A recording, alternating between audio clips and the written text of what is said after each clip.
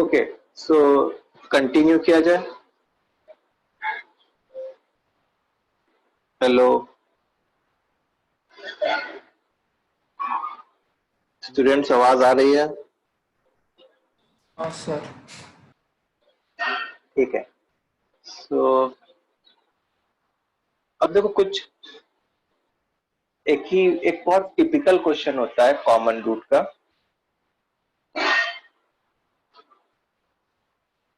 मतलब question on common root with one quadratic having non-real roots। ठीक है, question on common root with one quadratic having non real roots. ये जैसे मान लो अपनी हेडिंग है।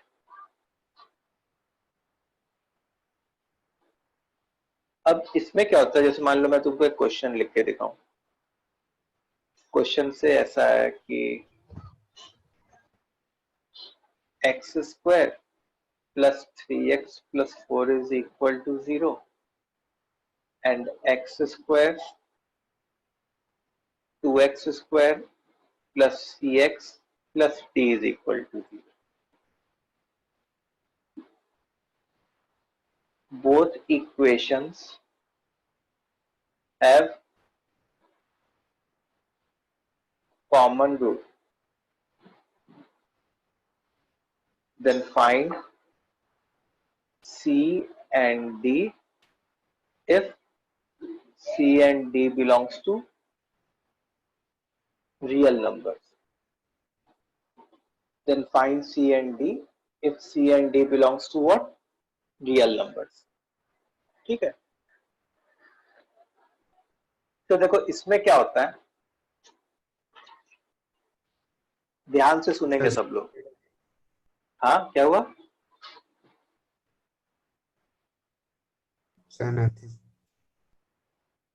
क्या बोल रहे हो? सर नॉन रियल रूट्स है तो कॉन्जुगेट पेयर्स में आएंगे ना। तो देखो मैं एक्सप्लेन करता हूँ तुम लोग को कि जैसे ये क्वेश्चन था हमारा x square plus 3x plus 4 and 2x square plus cx plus d। और यहाँ पे इस सेंटेंस का बहुत ज्यादा इंपॉर्टेंस है कि C and D belongs to what? Real number. अब देखो x square plus 3x plus 4 is equal to 0, इसका अगर तुम डिस्क्रिमिनेंट देखो तो वो नेगेटिव आ रहा है। इसका मतलब इसके रूट्स जो है वो कैसे होंगे?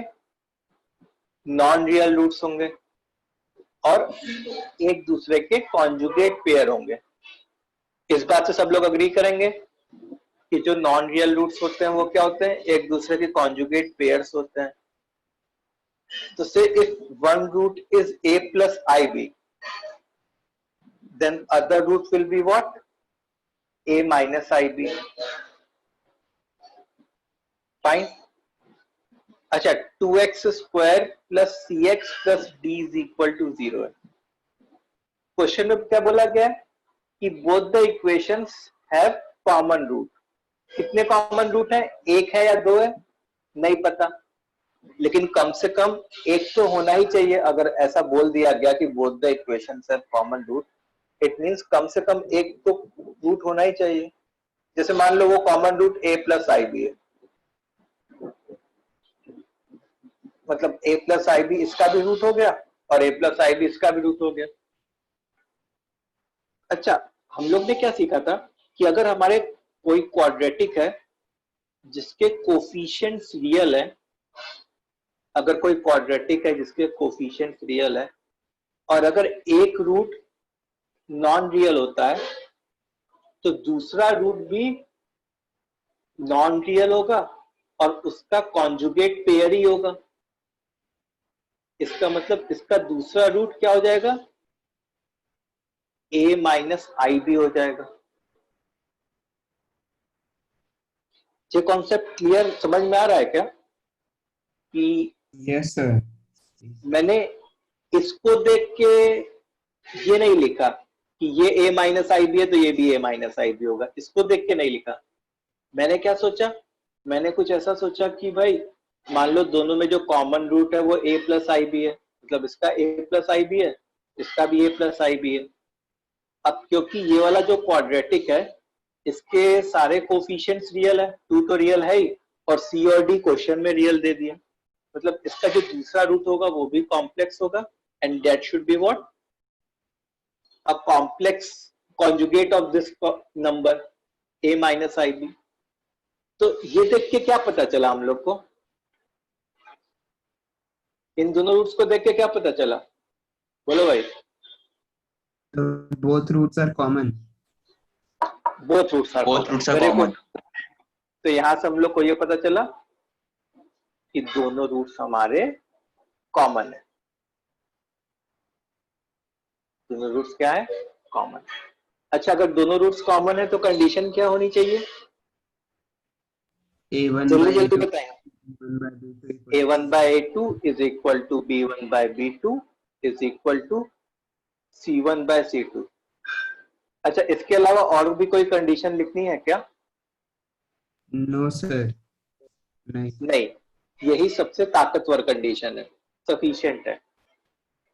सो a1 by a2 बोले तो 1 by 2, b1 by b2 बोले तो 3 by c, और c1 by c2 बोले तो 4 by d। ठीक है, अब देखो जब तुम इन दोनों को साथ लोगे तो इन दोनों को साथ लेने में तुम्हारी c की वैल्यू क्या आ जाएगी, 6 आ जाएगी। और जब तुम इन दोनों को साथ लोगे, सॉरी इन दोनों को नहीं लेंगे, फर्स्ट और थर्ड को ले लेते हैं, तो उससे डायरेक्टली डी की वैल्यू आ जाएगी। इन दोनों को साथ लेंगे तो डी की वैल्यू क्या आ जाएगी, 8 आ जाएगी। तो यहाँ पे c is equal to 6 and d is equal to 8 आ गया। समझा सबने? तो ये क्वेश्चन, ये ये क्वेश्चन इजी क्यों हो गया, 2 मिनट रुकना। हाँ,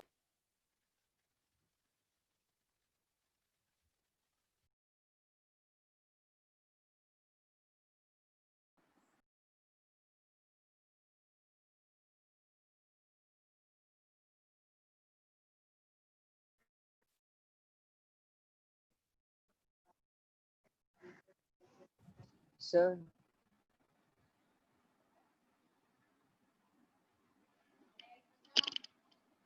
सर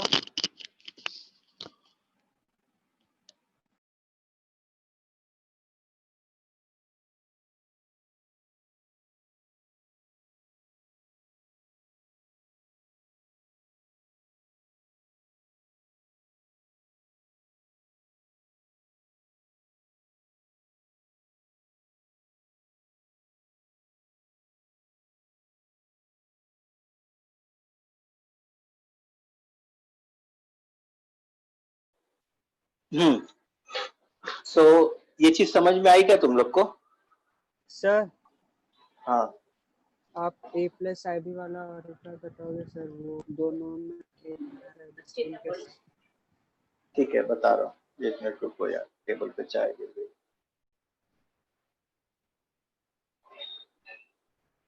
हाँ देखो, तो देखो ये वाला जो क्वाड, फिर से सब लोग ध्यान से सुनेंगे, बहुत ही प्यारा कंसेप्ट है ये। जैसे इस क्वाड्रेटिक का जो डिस्क्रिमिनेंट है वो क्या है हमारा, it is a negative quantity. The discriminant of this quadratic is what, it is a negative quantity. तो इसके रूट्स नॉन रियल होंगे, मतलब इसका जो रूट्स होंगे वो a plus i b and a minus i b होंगे। ये बात क्लियर है? यस। क्योंकि डिस्क्रिमिनेंट नेगेटिव है तो नॉन रियल रूट्स होंगे ना। उसके बाद अब देखो बोला गया कि both the equations have common root. अब कितने कॉमन रूट्स हैं ऐसा कुछ नहीं बोला गया, लेकिन अगर ऐसा बोला गया कि both the equations have common roots, इसका मतलब कि कम से कम एक तो कॉमन रूट बनता ही है, एक हो जाए या एक से ज्यादा हो जाए वो नहीं पता, लेकिन कम से कम एक तो बनता ही है। इसका मतलब अगर a प्लस आई बी है कॉमन, मान लिया कि a प्लस आई बी दोनों में कॉमन है, तो यहाँ पे a प्लस आई बी तो हो ही गया रूट। अब इसको भूल जाओ, अब क्या करो, इसको भूल जाओ, इस स्टेटमेंट को भूल जाओ। अब बस पूरा फोकस इस स्टेटमेंट पे डालो। तो इस स्टेटमेंट में क्वेश्चन में क्या दिया है कि सी और डी रियल है, मतलब इट मींस कि हमारे जितने भी कोफिशिएंट्स हैं वो सारे के सारे क्या है, रियल नंबर्स हैं। जितने भी Yes, sir. कोफिशिएंट्स हैं वो सारे के सारे क्या है, रियल नंबर्स हैं। तो अब इसका एक रूट इमेजिनरी है, तो दूसरा रूट भी क्या होना चाहिए, वही नॉन रियल ही होना चाहिए, इमेजिनरी। और पहले का कॉन्जुगेट पेयर ही होना चाहिए। पढ़ा था ना कि अगर कोई क्वाड्रेटिक है तो उसके अगर नॉन रियल रूट्स एग्जिस्ट करते हैं then they exist in conjugate pairs. ऐसा नहीं हो सकता कि एक रूट नॉन रियल हो और एक रूट से रियल हो जाए, या जो दूसरा नॉन रियल वाला हो वो कॉन्जुगेट पेयर ना हो, अलग ही टाइप का नॉन रियल हो, ऐसा नहीं। If a quadratic has non real roots then they will exist only in conjugate pairs। तो हमको यहां से ये भी पता चल गया कि इसका जो है a माइनस आई बी ये भी रूट होगा। सो अब फाइनली इसको देखा तो देखे कि यहाँ पे भी a plus i b and a minus i b है, और यहाँ पे भी a plus i b and a minus i b है। इट मीन्स क्या हुआ कि दोनों रूट्स कॉमन है, both the roots are common, और फिर दोनों रूट्स कॉमन वाली कंडीशन लगा दी हम लोगों ने। सबको आई बात समझ में? Yes, sir. बॉटम पार्ट कहाँ है बेटा, बॉटम तो है ही नहीं, नहीं है। ठीक है, सो सब लोग एक बार कमेंट करेंगे कि ये कॉन्सेप्ट क्लियर है तुम लोग को।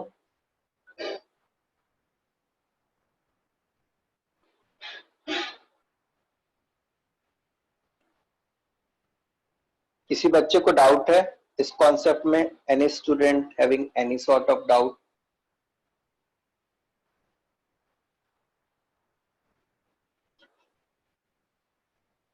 सो I can make a note of it, मतलब जैसे एक नोट लिखना चाहेंगे, इफ देयर आर two quadratics with real coefficient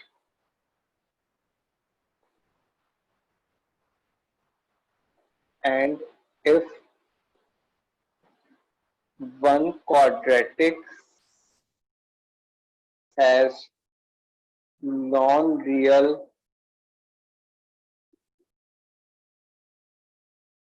common root, then both roots will be common.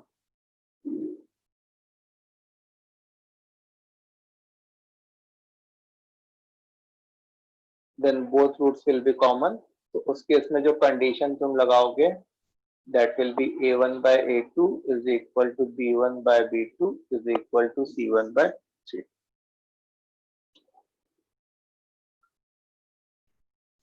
सबको आगे समझ में? Yes, sir. Okay good fine.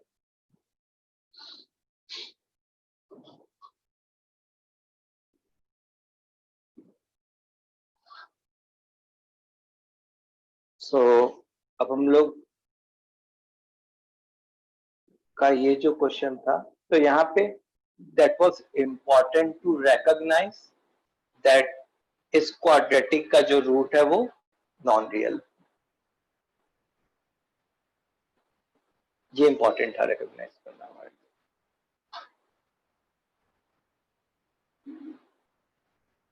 ठीक है, सो ये था हमारा कॉमन रूट। अच्छा, मैंने फैक्टर एंड रिमाइंडर थ्योरम तो पढ़ा दिया, तुम लोग को पढ़ा दिया है ना, factor and remainder theorem. Factor and remainder theorem हो गया है। और क्या बाकी है? ओके, हाँ, एक चीज, मतलब now we are about to end, मतलब चैप्टर खत्म ही होने वाला ऑलमोस्ट। सो नेक्स्ट चीज है कि मतलब अब कॉमन रूट खत्म हो गया। सो अब नेक्स्ट एक हेडिंग डालो तो जरा कि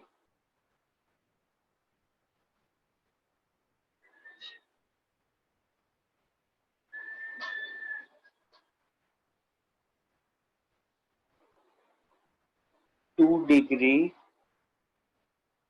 equation in x and y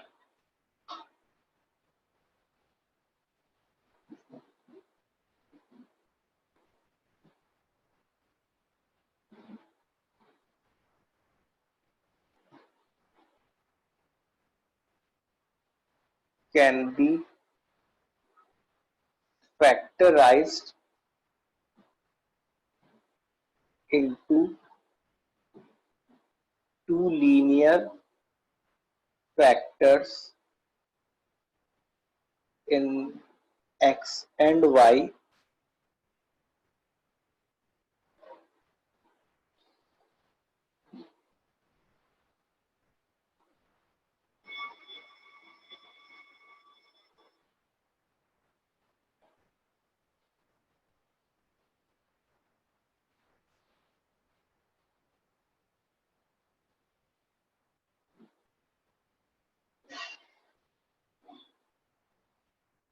ठीक है, जैसे इसको, इस इक्वेशन को हम लोग क्या कहते हैं?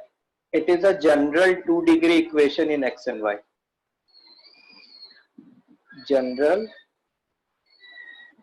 To degree equation in x and Y.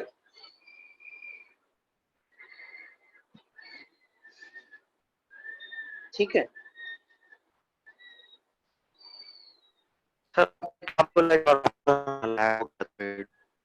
क्या हुआ?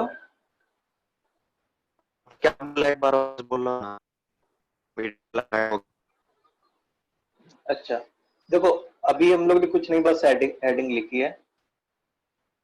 जैसे ax square plus by square plus 2gx plus 2fy plus 2hxy plus c is equal to 0, इसको हम लोग क्या कहते हैं? It is a general two degree equation in x and Y.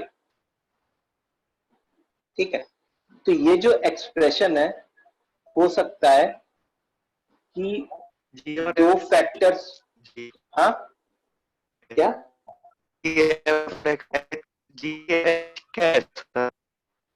gfx ये सब कांस्टेंट्स हैं, सब रियल कांस्टेंट्स हैं। a b c g f h ये सब रियल कांस्टेंट्स हैं। ठीक है, तो ये हो सकता है कि दो फैक्टर्स में स्प्लिट हो जाए और दो लीनियर फैक्टर्स में स्प्लिट हो जाए, और ऐसा भी हो सकता है कि दो लीनियर फैक्टर्स में स्प्लिट ना हो। ठीक है, जैसे मान लो कि कुछ लिखा हो से कि मान लो मैं दो लीनियर फैक्टर्स को मल्टीप्लाई कर दूं,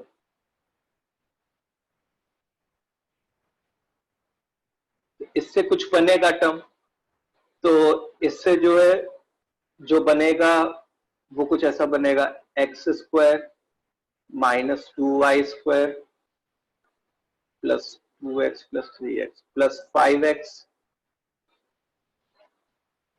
फिर plus 4y minus 3y plus y फिर एक्स वाई वाला टर्म क्या बनेगा 2x plus x y plus 6। तो जैसे ये जो 2 डिग्री इक्वेशन है ये दो लीनियर फैक्टर्स के में स्प्लिट हो सकता है, लेकिन ऐसा नहीं कि कोई भी 2 डिग्री इक्वेशन x और y में लीनियर फैक्टर्स में स्प्लिट हो ही जाए। समझ में आ रही बात? सो वहां पे कब स्प्लिट होगा उसके लिए एक कंडीशन होती है, a B c f g h, इनके बीच में एक कंडीशन होती है। तो उनके बीच में कंडीशन क्या होती है वो लिख लो बस।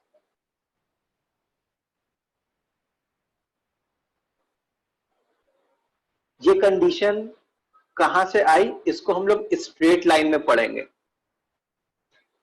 ठीक है? स्ट्रेट लाइन जब पढ़ेंगे तब पढ़ेंगे। अभी कभी कभी मान लो जैसे क्वेश्चंस आ जाते हैं क्वाड्रेटिक में, तो उसके लिए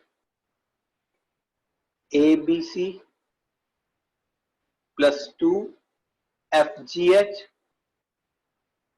minus a f square minus b g square minus c h square is equal to 0।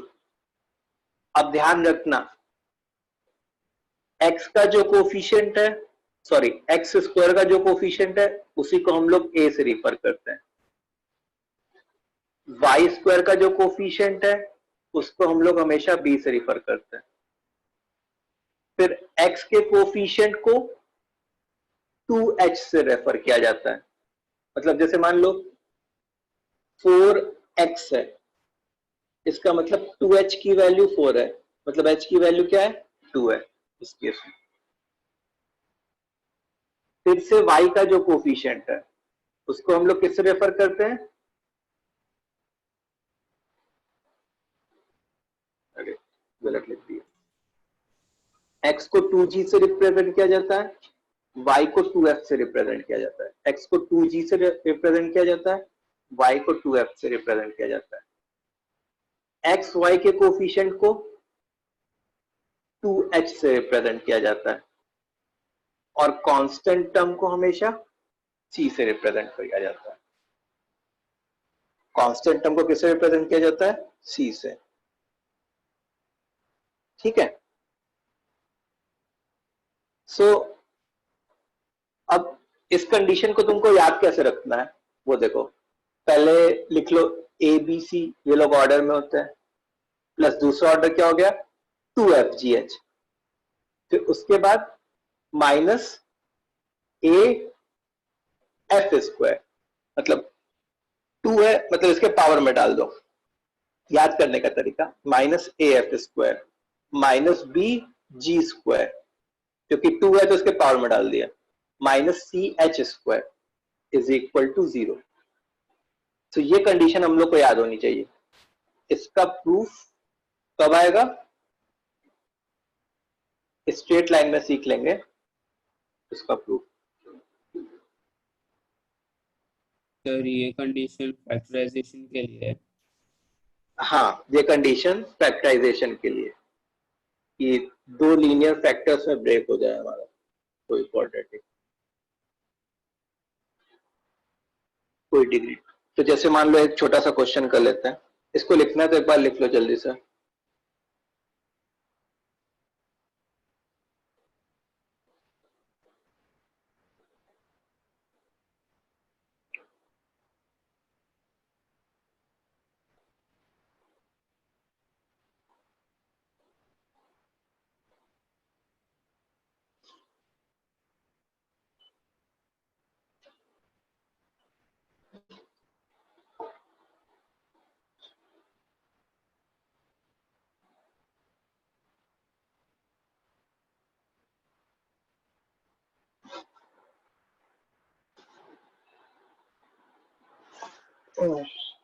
लिख लिया?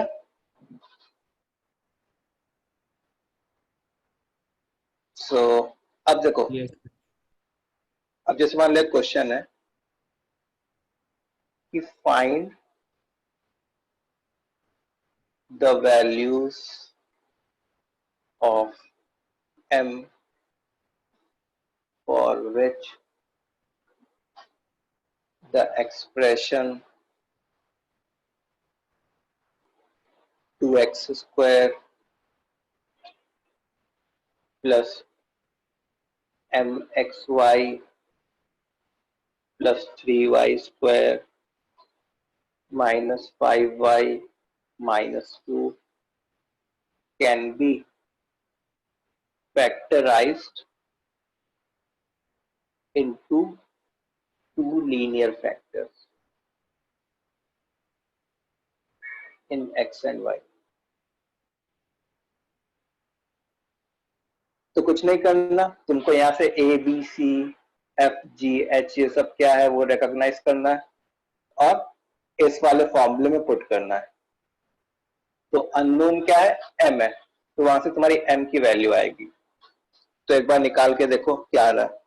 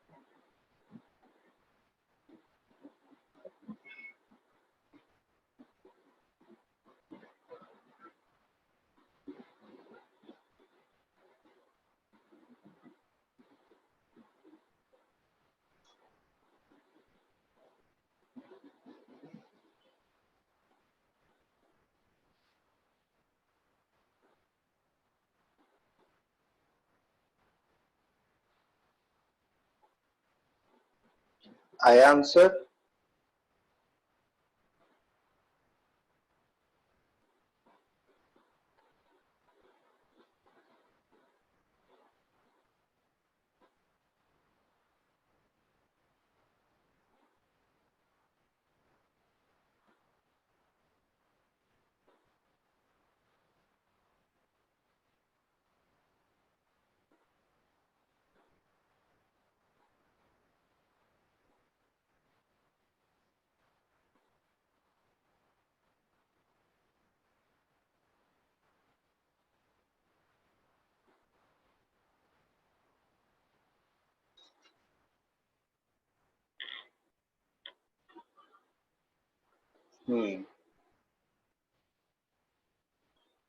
ओके, सो करते हैं इस क्वेश्चन को।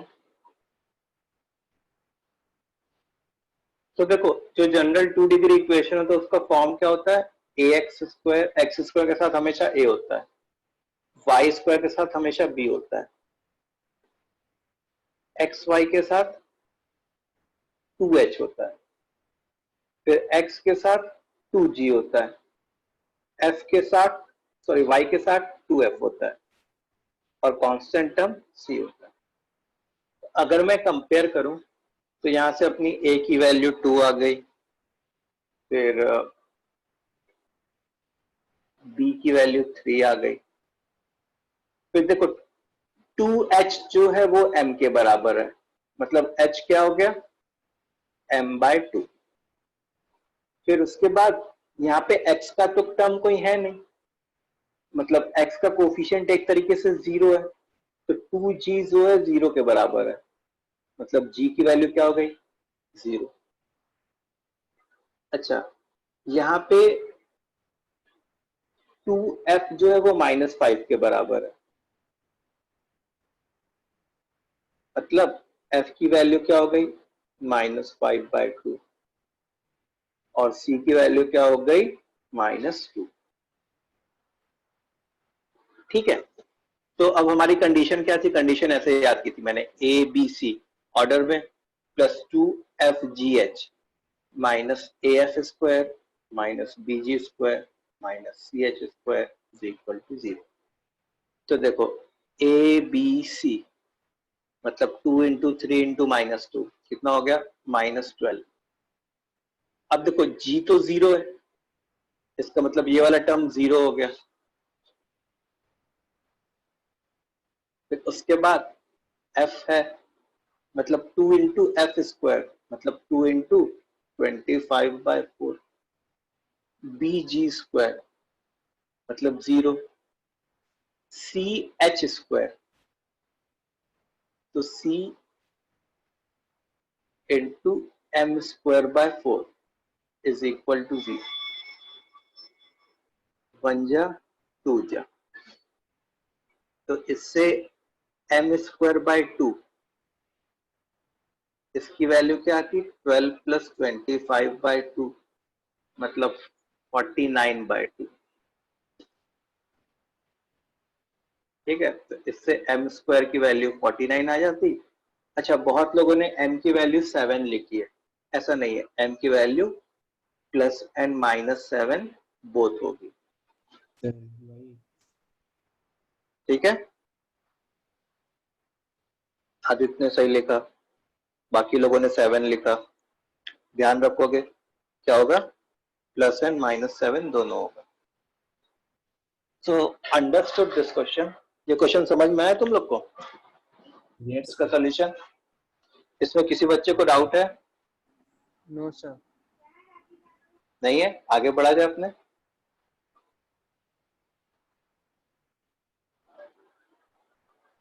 किसी को भी डाउट पूछ लो भैया।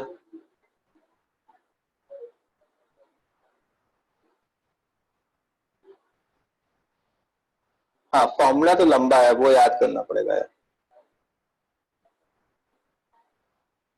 उसका तो मैं कुछ नहीं कर सकता, वो तुमको याद करना पड़ेगा।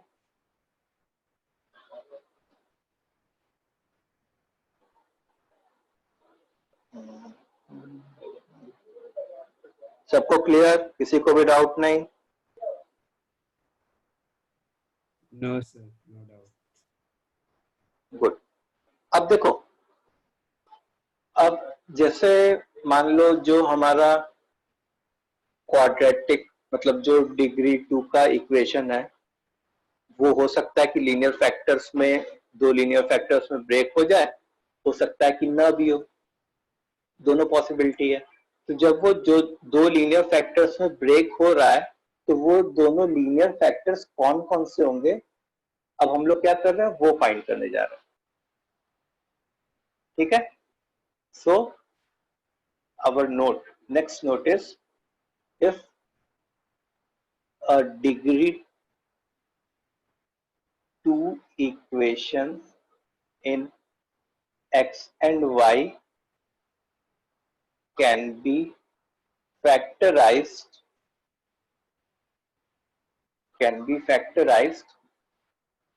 into वॉइस लैग कर रही है क्या? Hello, No, sir. ठीक है, वॉइस ठीक है। ठीक है, into two linear factors,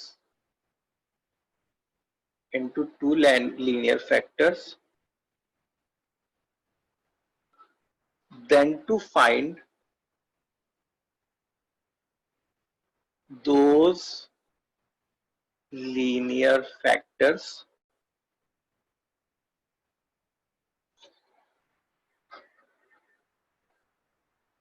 make a quadratic in one variable, say y,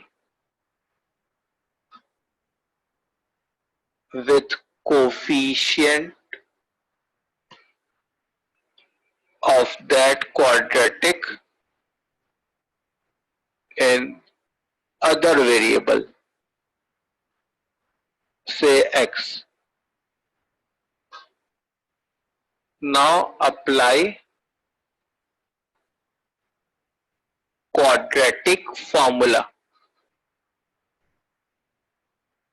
Now apply quadratic formula.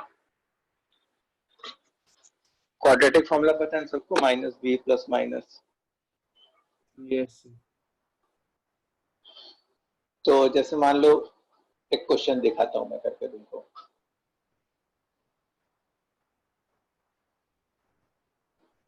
To x square minus Y square minus x plus x y plus 2y minus 1. ठीक है. Find linear factors. क्या करना हम लोग को? Linear factors find करना. तो मैंने क्या सोचा कि मैंने ऐसा सोचा कि एक क्वाड्रेटिक फॉर्म करते हैं. मेरे पास दो ऑप्शन थे कि मैं x में क्वाड्रेटिक फॉर्म कर लूं या मैं y में क्वाड्रेटिक फॉर्म कर लूं. जैसे यहाँ पे लिखा है कि मैं क्वाड्रेटिक y में फॉर्म कर लेता हूं. ठीक है. y में क्वाड्रेटिक फॉर्म करने का क्या मतलब है कि मेरे पास y स्क्वायर का कुछ लिखा होगा प्लस समथिंग इनटू y लिखा होगा प्लस इधर जो है वो नॉन y वाले टर्म लिखे होंगे. उसको कहते हैं y में क्वाड्रेटिक फॉर्म करना. x में क्वाड्रेटिक फॉर्म करना मतलब समथिंग x स्क्वायर टाइप का लिखा होगा प्लस समथिंग x टाइप का लिखा होगा और इधर नॉन x लिखा होगा. तो इसको मैं क्या कहूंगा? y में क्वाड्रेटिक फॉर्म किया मैंने. और इसको मैं क्या कहूंगा? x में क्वाड्रेटिक फॉर्म किया. इतनी बात समझ में आई सबको? Yes sir. सो मैं चाहूं तो किसी में भी क्वाड्रेटिक फॉर्म कर सकता हूं, इधर इन y और इन x. तो से मान लो मैं x में क्वाड्रेटिक फॉर्म करता हूं. तो x में क्वाड्रेटिक फॉर्म करने का क्या मतलब है? मेरे को पहले मेरे को पहले एक्स स्क्वायर वाला टर्म खोजना होगा. तो एक्स स्क्वायर वाला ये अकेला है और कहीं भी एक्स स्क्वायर नहीं है. तो देखो 2x स्क्वायर हो गया. उसके बाद मेरे को x वाला टर्म खोजना होगा. तो देखो x वाले टर्म्स ये है और ये है. तो अगर तुम x कॉमन लेते तो यहाँ पे y माइनस 1 आ जाता. फिर उसके बाद मेरे को समझ में आ रही बात? उसके बाद मेरे को नॉन एक्स वाले टर्म्स. मैं यहाँ पे ऐसा नहीं लिख रहा हूं कि कांस्टेंट टर्म. मैं क्या लिख रहा हूं? नॉन एक्स वाले टर्म. तो नॉन एक्स वाले टर्म कौन कौन से होंगे? ये होंगे, ये होंगे, ये होंगे. ठीक है. तो minus Y square plus 2y minus 1 is equal to 0. तो ये क्या हुआ? ये एक तरीके से x में क्वाड्रेटिक फॉर्म हो गया. अब मैं क्वाड्रेटिक फॉर्मूला लगाऊंगा.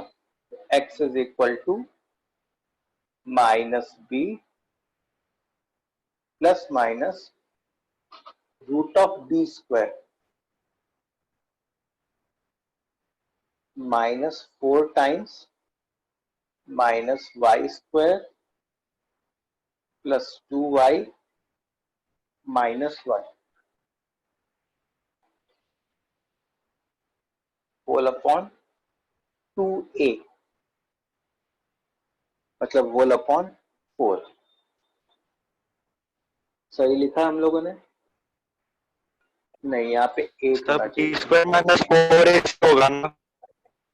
हाँ क्या ये हुआ? होगा सर. हाँ, यहाँ पे 8 होना चाहिए. क्या ही बोल रहा था सर. ठीक है. इतना क्लियर है सबको? अब देखो minus of y minus 1 plus minus root of अब देखो तुम ऐसे लिख सकते हो y square plus 1 minus 2y plus 8y square minus 16y plus 8 whole upon 4, ये x के बराबर है। तो मतलब माइनस ठीक है, चलो अंदर भेज दिया 1 minus Y plus minus Y square plus 8y square 9y square, फिर minus 20y minus 16y minus 18y plus 9 whole upon 4, मतलब x is equal to 1 minus Y plus minus. अब देखो मैं 9 कॉमन निकाल सकता हूं, तो वो 9 कॉमन निकल के क्या बाहर आएगा 3, और 9 कॉमन निकलने के बाद अंदर क्या बचता Y square minus 2y plus 1। तो ये y माइनस 1 का होल स्क्वायर बन जाता। उसका जब मैं स्क्वायर रूट लेता तो क्या बन जाता y माइनस 1। सबको आ रही बात समझ में? Whole upon 4। ठीक है, तो इससे देखो एक बार मैं प्लस साइन लेके चलूंगा और एक बार माइनस साइन। तो x इज इक्वल टू, जब मैं प्लस साइन लेके चल रहा हूं, एक मिनट तुपना,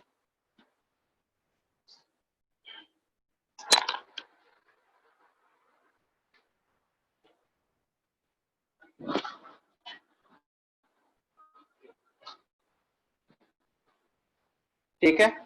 सो जब मैं प्लस साइन लेके चलूंगा तो ये बनेगा 1 minus Y plus 3y minus 3/4, और जब मैं माइनस साइन लेके चलूंगा तो क्या बनेगा 1 minus Y minus 3y plus 3/4।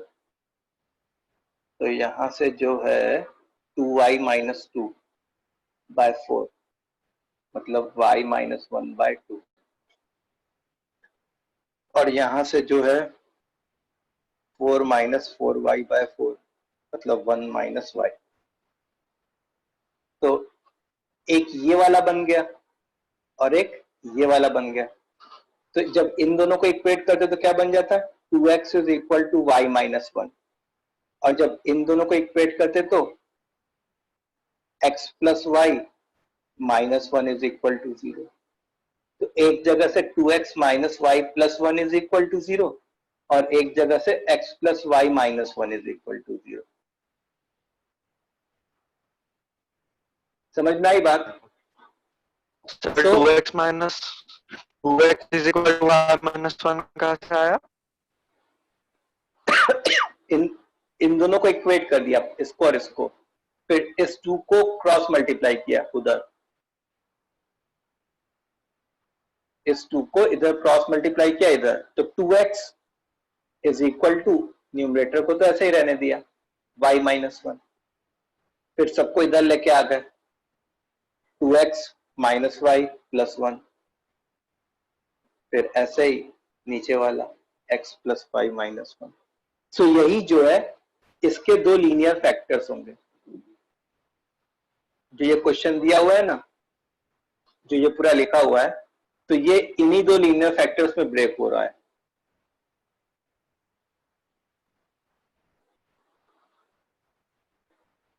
सो ये क्लियर है तुम लोग को? Sir 2x is equal to 2y minus 1 आएगा ना, एलसीएम लेंगे ना। क्या हुआ? y माइनस हाफ है ना? नहीं नहीं, सॉरी, वो y minus minus 1 whole upon 2 है। ठीक है, सो ये बताओ ये क्लियर है? Yes sir. सब लोग बताओ भाई। थोड़ा ऊपर लो ना लिखना। हाँ यस सर। हाँ,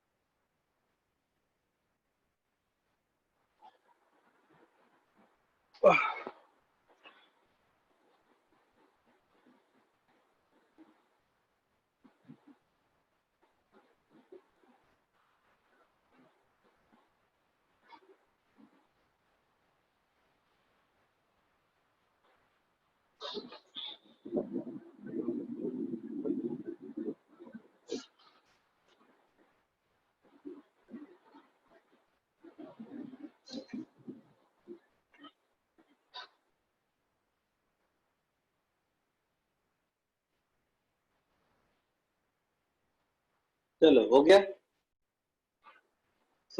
अच्छा, अब मैं इसको दूसरा तरीका Yes. बताता हूँ इसको फैक्टराइज करने का, वो शॉर्टर वे है। ठीक है, तो मैं सेम क्वेश्चन लेके चलता हूँ। 2x square minus Y square minus x plus x y plus 2y minus 2x square minus Y square, फिर क्या था, minus x plus x y plus 2y।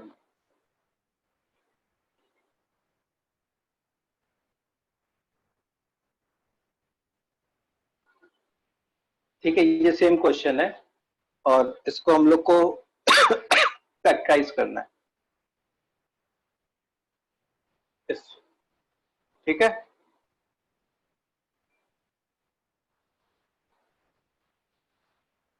तो एक मेथड तो ये था, मेथड 1, जो कि थोड़ा लंबा है। हाँ, अब एक और मेथड, मेथड 2, उसमें क्या करना है अपने को, उसमें ना जो डिग्री 2 वाले टर्म्स हैं पहले उनको एक साथ ले लो, तो वो क्या बन जाएंगे, 2x square plus x y minus Y square. ठीक है, डिग्री 2 वाले टर्म्स क्या हो गए, 2x square plus x y minus Y square, इनको एक साथ ले लो। Yes. उसके बाद क्या करो कि इसको बस फैक्टराइज करो, स्प्लिटिंग द मिडिल टर्म से। तो फैक्टराइज ऐसे हो जाएगा ये,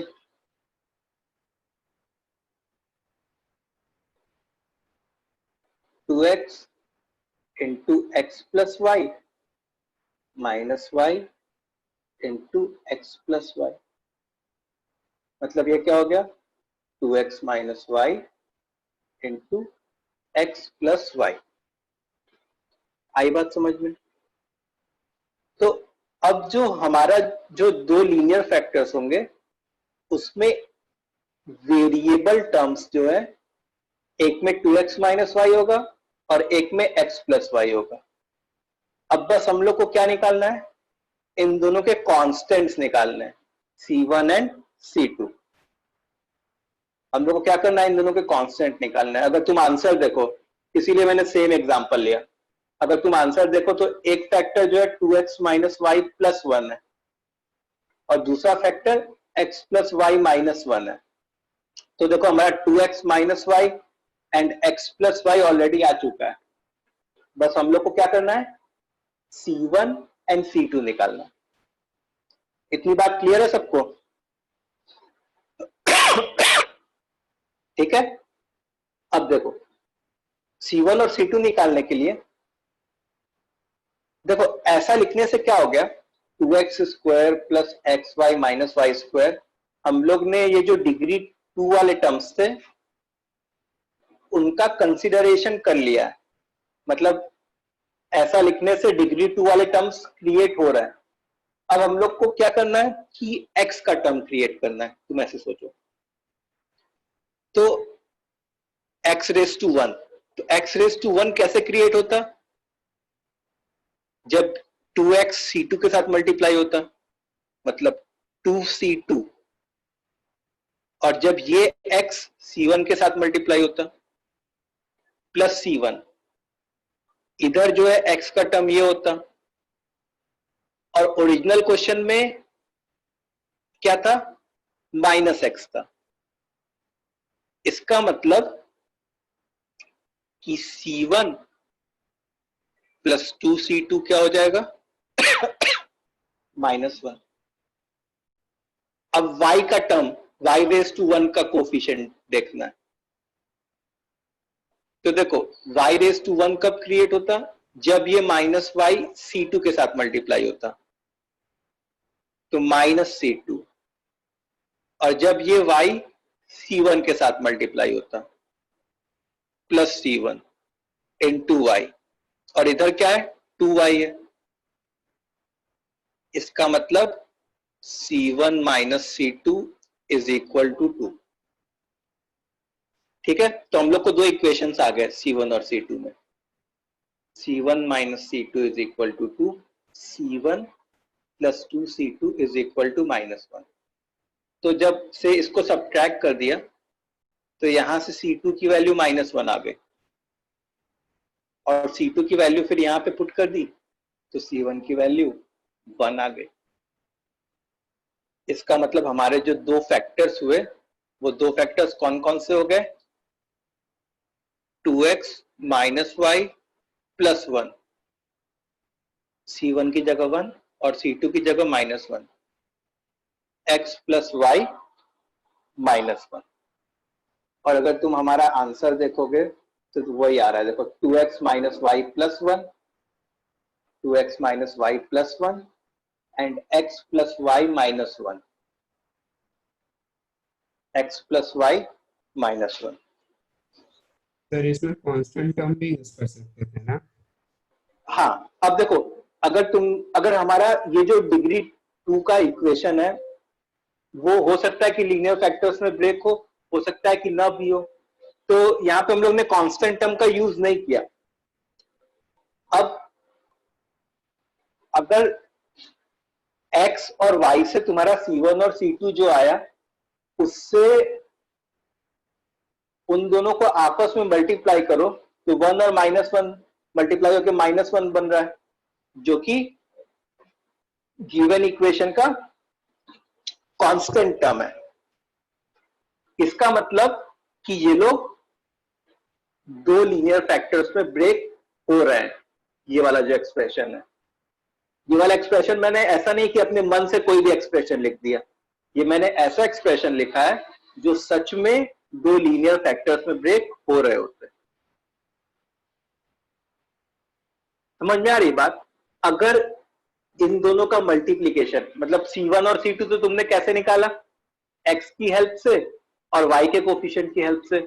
अगर इन दोनों का मल्टीप्लीकेशन इसके बराबर नहीं आ रहा होता, इसका क्या मतलब होता? इसका ये मतलब होता कि ये दोनों लीनियर फैक्टर्स में ब्रेक नहीं हो रहे होते।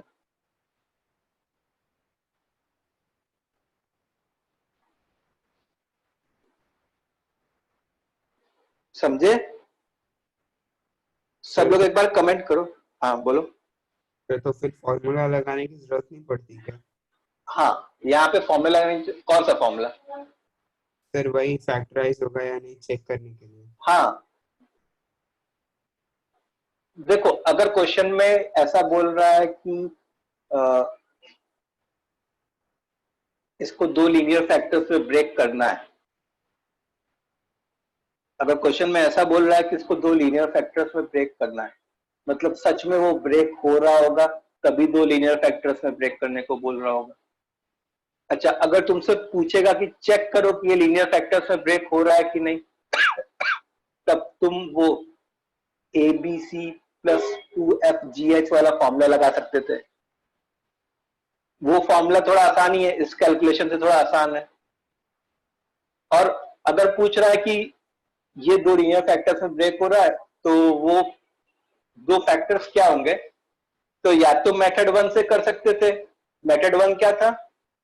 एक वेरिएबल में क्वाड्रेटिक फॉर्म कर लेना, और क्या? उसको सॉल्व करके दूसरे, हाँ, उसको क्वाड्रेटिक फॉर्मूले से सॉल्व कर लेना, या मेथड 2 यूज कर सकते थे। कौन सा मेथड आसान लगा? फिर मेथड 2।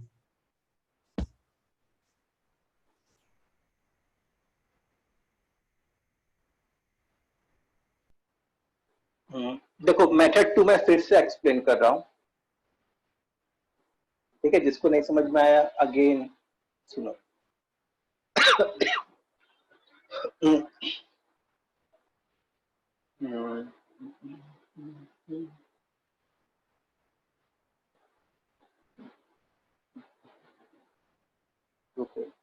के लिए ना हमको क्या करना पड़ेगा, पहले स्टॉप शेयर करते हैं, ठीक है। एक छोटा सा कैलकुलेशन कर लेता हूँ अपने लिए।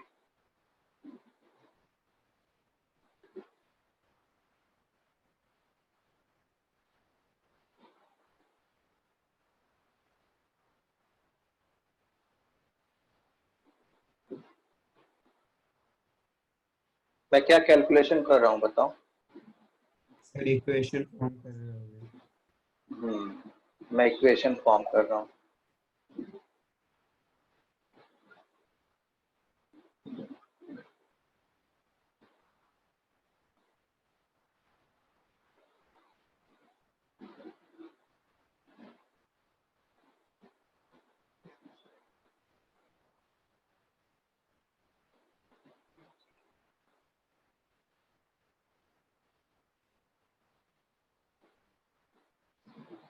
चलो ठीक है, ये है हमारा। अरे सर ये क्वेश्चन है, ठीक है। इसको लीनियर फैक्टर्स में हम लोग को ब्रेक करना है। तो जिसको आता है वो एक बार तुम लोग खुद से ट्राई करो, और जिसको फिर से समझना है वो सुनो। जो समझ गया वो खुद से ट्राई करेगा, ठीक है। तो हम लोग क्या करेंगे, मेथड 2, अपने मेथड 2 डिस्कस कर रहे हैं। तो जो डिग्री 2 वाले टर्म्स हैं उनको पहले एक बार लेके फैक्टराइज कर दो। तो 2x square plus 3xy plus y square, इसको फैक्टराइज किया तो 2x square plus 2xy plus xy plus y square. अब 2x कॉमन ले लिया, x प्लस वाई, और y कॉमन ले लिया, x प्लस वाई। तो ये क्या बन गया, x plus y into 2x plus y, ठीक है। तो जो हमारा लीनियर फैक्टर का फॉर्म होगा उसमें जो पहला लीनियर फैक्टर होगा उसमें x प्लस वाई वाला टर्म आएगा प्लस सम कांस्टेंट आएगा। दूसरा लीनियर फैक्टर जो होगा वो 2x प्लस वाई वाला टर्म आएगा प्लस सम अनदर कांस्टेंट आएगा। अच्छा, हम लोगों ने ऐसा लिख के ये जो डिग्री 2 वाले टर्म्स थे उनका कॉम्पनसेशन कर लिया है। अब हम लोग को क्या करना है, डिग्री 1 वाले टर्म का खोजना है। तो देखो x का कोफिशिएंट, कभी भी x का कोफिशिएंट कैसे बनता है, इधर का जो x है वो कांस्टेंट टर्म से मल्टीप्लाई हो। तो देखो C2, फिर इधर का जो x है वो भी कांस्टेंट टर्म से मल्टीप्लाई हो प्लस 2C1। तो इधर x का कोफिशिएंट इन दोनों को मल्टीप्लाई करने से ये था, और इधर तो x का टर्म था ही नहीं। इसका मतलब x का कोफिशिएंट इधर क्या था, 0x इज इक्वल टू 0। ये समझ में आया कैसे लिखा? जिसको डाउट था सबसे पहले ये बताओ कि इज इट क्लियर, ये कैसे लिखा हम लोगों ने? Yes sir. नहीं सर, एक बार वापस बताओ ना। देखो हम लोग को पहले x रेज टू 1 का कोफिशिएंट खोजना है। तो देखो x रेज टू 1 कब जनरेट होगा, जब एक ब्रैकेट से x और दूसरे ब्रैकेट से कांस्टेंट मल्टीप्लाई होगा, ठीक है। तो देखो x जब C2 से मल्टीप्लाई होता तो C2x बनता, और इधर का जो x है जब 2x इससे मल्टीप्लाई होता तो 2C1x बनता। तो C2 प्लस 2C1x, और इधर तो x है ही नहीं, मतलब वो 0 टाइम्स x हो गया एक तरीके से। इट मींस कि ये जो है इसके इक्वल हो गया। So 2C1 plus C2 is equal to 0। एक इक्वेशन आ गया C1 C2 में। अब दूसरा इक्वेशन लाने के लिए हम लोग क्या करेंगे, y के कोफिशिएंट को देखेंगे। तो देखो y का कोफिशिएंट कैसे आता, y जब y का टर्म जो है कांस्टेंट से मल्टीप्लाई होता तो C2, और जब इधर y का टर्म जो है वो कांस्टेंट से मल्टीप्लाई होता, तो प्लस C1। ठीक है, और ओरिजिनल क्वेश्चन में y का कोफिशिएंट क्या है? 1 है, 1 है। तो इसको इसके इक्वल करिए। अभी बात समझ में आई? हाँ सर। ये सेकेंड इक्वेशन हो गया। ठीक है, अब बस इन दोनों को सॉल्व करना है अपने को जल्दी से। हाँ सर वो इक्वल टू 1 कैसे किया वो नहीं समझा। इक्वल टू 1 मैंने यहाँ से जो ओरिजिनल क्वेश्चन है उसमें प्लस y लिखा है, इसका मतलब एक तरीके से y का कोफिशिएंट क्या है? 1 है। ये जो आ रहा है ये क्या आ रहा है? एक तरीके से C2 plus C1 into y आ रहा है, और इधर जो है इधर y वाला टर्म क्या है? प्लस 1y है। इधर y वाला टर्म क्या है? 1 इंटू y है। यस तो सर। तुम ऐसे समझे? हाँ सर। ओके, तो एक इक्वेशन ये आ गया C2 C1 plus C2 is equal to 0 और C2 plus C1 is equal to 1। दोनों को सॉल्व किया, से सब्ट्रैक्ट किया तो C1 की वैल्यू -1 आ गई और C2 की वैल्यू 2 आ गई। तो जो हमारे दो फैक्टर्स हो गए वो क्या हो गए? The two factors are x plus y plus C1, x plus y -1 और दूसरा फैक्टर क्या था? 2x plus y plus C2, 2x plus y plus C2। Sir एक मिनट, वो फैक्टराइजेशन दिखाओ ना। हाँ देखो, फैक्टराइजेशन दिखाओ ना डिग्री 2 वालों का। ये देखो, ये normal splitting the middle term है।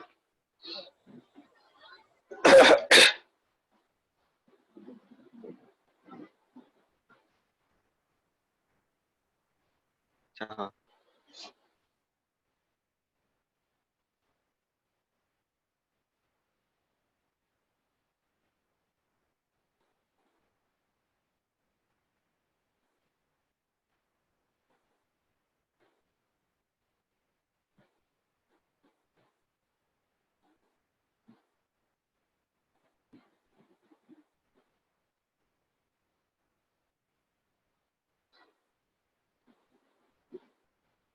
सबको समझ में आ रहा है? Yes, sir. So which is easy now, method 1 or method 2? Method 2. Method 2 is definitely easy as well as time saving भी है method 2। ठीक है,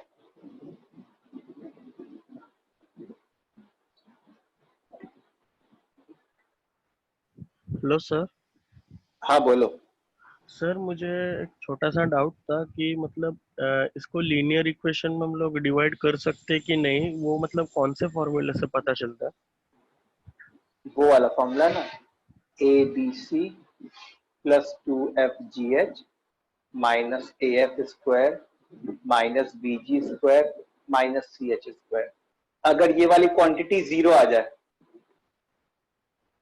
अगर जैसे मान लो तुमको कोई डिग्री 2 का इक्वेशन दिया है, पूरा कंप्लीट इक्वेशन दिया है, मतलब सब कुछ नोन है तुमको,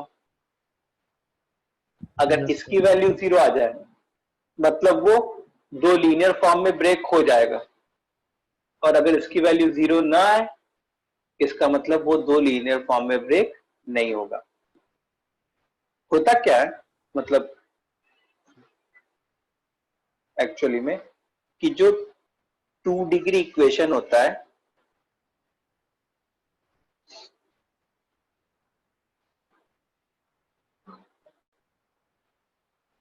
according to coordinate geometry, 2 degree equation in x and y, ये जो है बहुत सारी चीजों को रिप्रेजेंट करता है। ये पेयर ऑफ स्ट्रेट लाइंस को रिप्रेजेंट करता है, सर्कल्स को रिप्रेजेंट करता है, पैराबोला को रिप्रेजेंट करता है, एलिप्स को रिप्रेजेंट कर सकता है, हाइपरबोला को रिप्रेजेंट कर सकता है। हाइपरबोला। ठीक है, तो पेयर ऑफ स्ट्रेट लाइंस का क्या मतलब है? पेयर ऑफ स्ट्रेट लाइंस का वही मतलब है कि दो लाइंस L1 एंड L2, ये जो कंडीशन, ये जो है,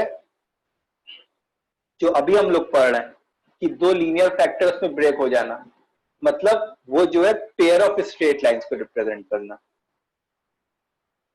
L1 और L2। और अगर नहीं समझ में आ रहा है इसको तो टेंशन मत लो, ये भूल जाओ, छोड़ो, कंफ्यूज हो जाओगे।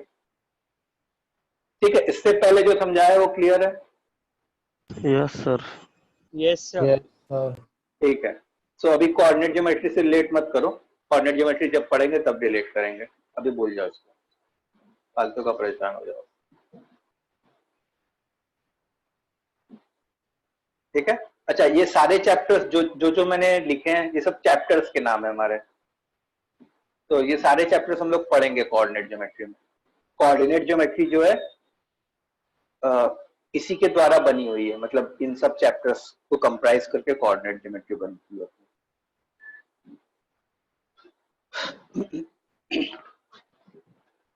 अच्छा, अब तुम ये सोचो कि जैसे क्वेश्चन है अपना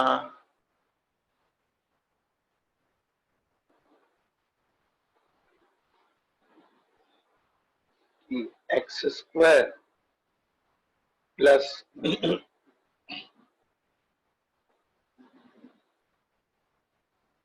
3xy plus 2y square plus 2x minus 4y plus c is equal to 0 if this represents या if this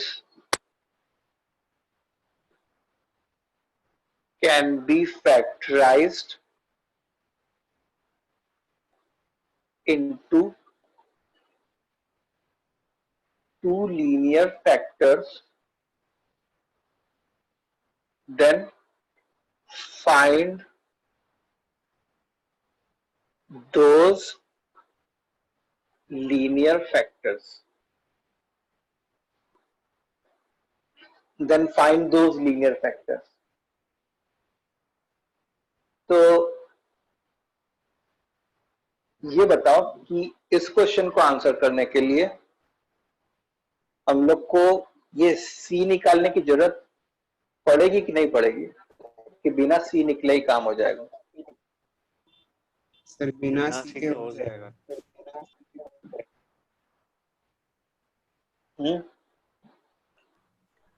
सर बिना सी के हो जाएगा।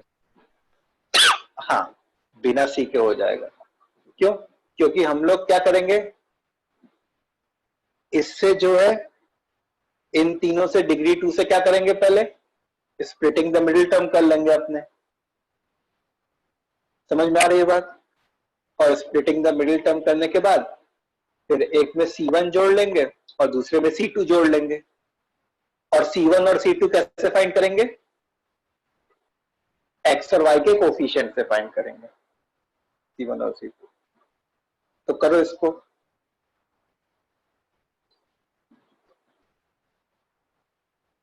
फिर उसके बाद एंड हेंस फाइंड C,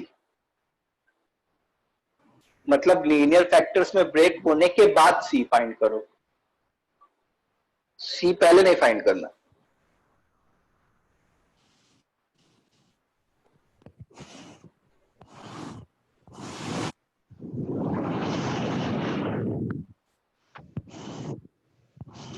क्या कर रहे हो?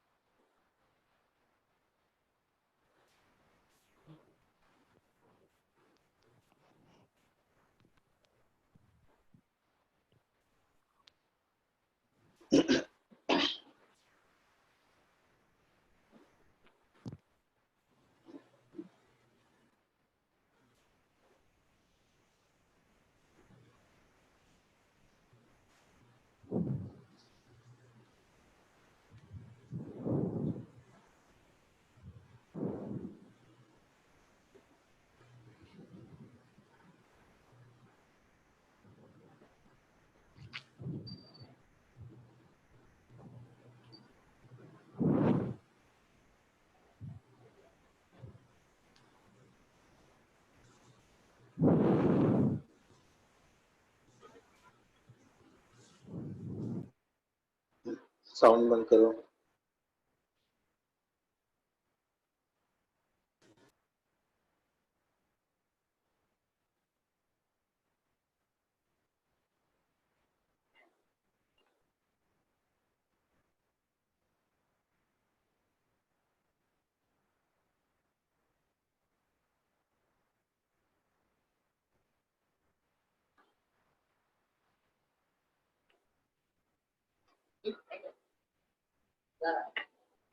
Done sir.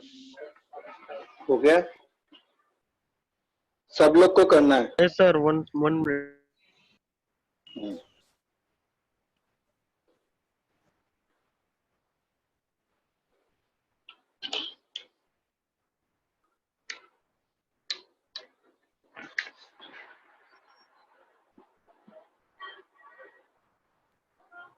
सर सी कैसे निकाले? वो फैक्टराइज हो गया हाँ सर। मतलब, तो सी कैसे आएगा? जो दोनों के जो C1 और C2 है उनके मल्टीप्लिकेशन से सी आ जाएगा। हाँ सर, आ गया सर। मतलब -48।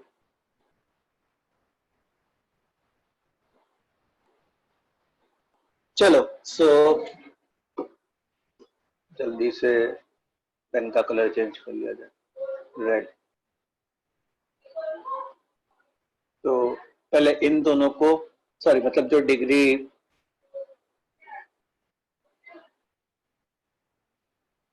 2 वाले हैं इसको फैक्टराइज करता, तो x² + 2xy + xy + 2y²। x common लोगे तो x + 2y, और y कॉमन लोगे तो x + 2y, x + y × x + 2y। इस पे फैक्टराइज हो गया, तो जो हमारा होगा x + y + c1 × x + 2y + c2। ठीक है? अब देखो, C1 और C2 फाइंड करने के लिए, जैसे C1 फाइंड करने के पहले x के कोफिशिएंट को देखा, तो x का कोफिशिएंट कैसे आता? ऐसे और ऐसे आता।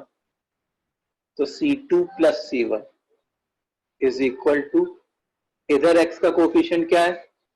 इधर x का कोफिशिएंट 2 है, तो C2 + C1 = 2। उसके बाद क्या है कि हम लोग को y का कोफिशिएंट लाना चाहिए। तो y का कोफिशिएंट ये हो गया C2 + 2C1,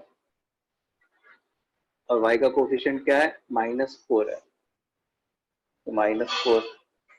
अब सब्ट्रैक्ट कर दिया, तो C1 की वैल्यू -6 आ गई और C2 की वैल्यू 8 आ गई।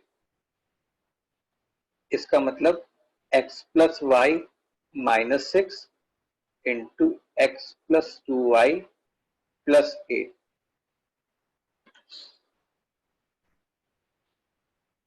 ठीक है, ये बन गया। अब जो है कांस्टेंट टर्म कैसे बनता?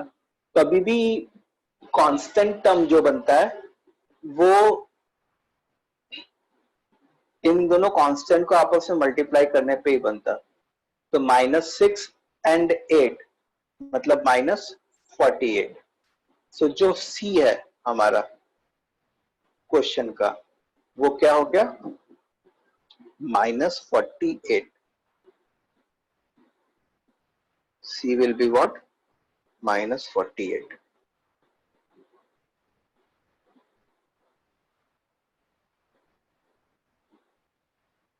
ठीक है, सबको समझ में आ गई बात? Yes, sir. ओके, सो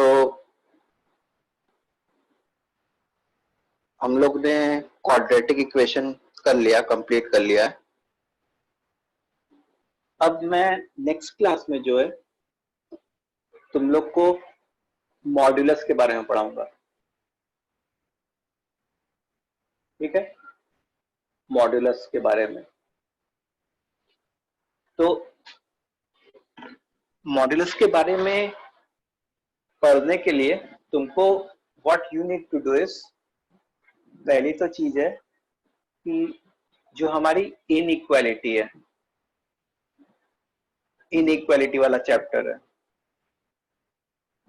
उसको रिवाइज करके आना है। ठीक है, जो इनइक्वालिटी वाला चैप्टर है उसको क्या करना है, रिवाइज करके आना है।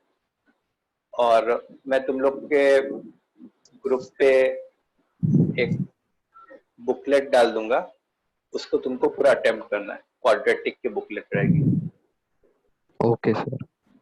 ओके, और मेरा जो सीवुड्स में है उसमें एक क्लास पीछे चल रहा हूँ, शायद 1-2 क्लास। तो जब उनका भी खत्म हो जाएगा चैप्टर तो तुम दोनों को एक दिन क्लब करके और फिर अच्छे क्वेश्चंस करेंगे थोड़े क्वाड्रेटिक के। ठीक है, आई बात समझ में? Yes, हाँ sir. Sir. Okay, so till then तुम बुकलेट अटेम्प्ट करना और इनइक्वालिटी रिवाइज करके आना for the next class. Yes sir. Yes, sir. और मैं जो है क्या कहता हूँ, जो नोट्स हैं वो मैं तुम लोग के ग्रुप पे शेयर कर देता हूँ, पूरे क्वाड्रेटिक के स्टार्टिंग से लेके एंड तक जितना भी पढ़ाया हुआ है। ठीक है, सो हो सकता है कि ऑर्डर्स अलग अलग हो, मतलब तुमको पहले कुछ पढ़ाया है, नोट्स में पहले कुछ दिया हो, ऐसे टाइप का, लेकिन टॉपिक सब सेम। तो उस वो those notes are self explanatory. एक बार तुम पढ़ोगे तो तुमको लगेगा कि हाँ, जो क्लास में बातें बताई गई थी वही सब तुमको रिवाइज होने लगेगा। हाँ हाँ, मॉडल्स पढ़ाने के बाद फिर ट्रिगोनोमेट्री स्टार्ट करेंगे हम लोग। Okay sir. मॉडुलस हर जगह यूज आता है, तो मॉडल्स पहले पढ़ लेंगे, उसके बाद we will go for trigonometry, full fledge trigonometry. ठीक है, चलो ओके। सो आज का समझ में आ गया सबको? How we will know that the equation will be factorised? कौन सा इक्वेशन? वो इक्वेशन तब फैक्टराइज होगा, तभी पता चलेगा ना, जब A B C plus 2FGH minus AF square minus BG square minus CH square अगर 0 आ जाए, अगर कोई डिग्री 2 का इक्वेशन दिया है और अगर ये वाली क्वांटिटी 0 आ जाए, तब जाके हमारा इक्वेशन फैक्टराइज होगा। तो डिग्री 2 का इक्वेशन दिया है मतलब तुमको सब कुछ पता है, ABCFGH सब कुछ पता है। इसको पुट कर देना और देखो कि वो 0 बन रहा है कि नहीं बन रहा।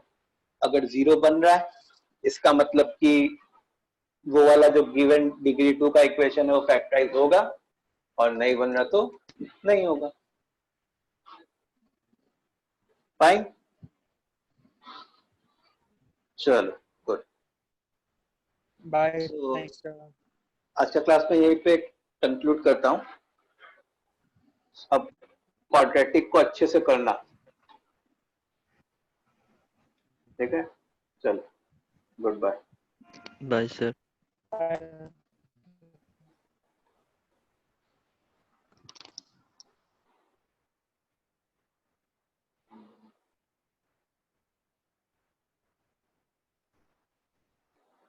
इसको बनाना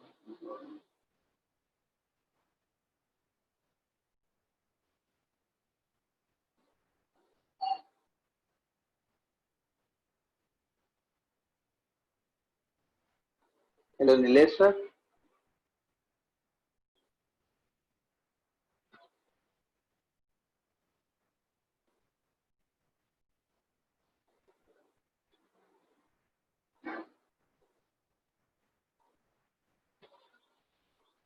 हेलो सर। हाँ, मैं सहूलियत गीता बात कर रही हूँ। क्या हुआ? कौन बोल रहा है? नीलेश सर पेरेंट्स के साथ है सर। अच्छा, मेरा क्लास कंप्लीट हो गया है, तो मैं दिल को होस्ट बना दिया हूँ, मैं एंड कर रहा हूँ। ठीक है? ओके सर, ओके चलेगा। Thank you sir. हाँ।